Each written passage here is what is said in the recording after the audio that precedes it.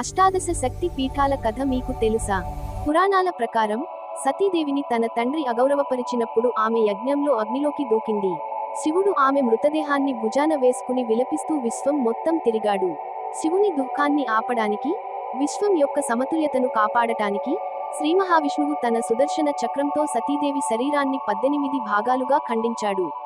ఆ 18 శరీర భాగాలు పడిన ప్రదేశాలే అష్టాదశ శక్తి పీఠాలుగా మారాయి. 1 లంక ఇంద్రేశ్వరి, లంకేశ్వరి శ్రీలంక. 2 కామాక్షి కామాక్షి కాంచీపురం, తమిళనాడు. 3 శృంఖలా దేవి ప్రద్యుమ్నం, కొంతమంది ఒడిశా, పశ్చిమ బెంగాల్ లేదా తమిళనాడు ప్రాంతాలలో ఉన్నట్లు భావిస్తారు.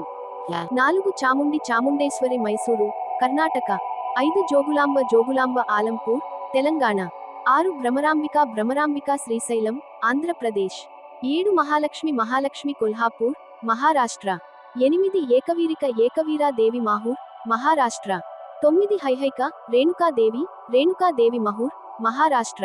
10 ఉజ్జయిని మహాకాళి ఉజ్జయిని, మధ్యప్రదేశ్. 11 పురుహూతికా పిఠాపురం, ఆంధ్రప్రదేశ్. 12 ఓడ్యానం గిరిజాదేవి జాజ్పూర్, ఒడిశా. 13 మాణికేశ్వరి మాణిక్యాంబ ద్రాక్షారామం, ఆంధ్రప్రదేశ్. 14 నాగేశ్వరి సావిత్రి దేవి పుష్కరము, రాజస్థాన్. 15 కపిల గాయత్రి దేవి శ్రీమాయ, హరిద్వార్ లేదా మధుర, ఉత్తరాఖండ్, ఉత్తరప్రదేశ్. 16 వారాణసి విశాలాక్షి వారణాసి, ఉత్తరప్రదేశ్.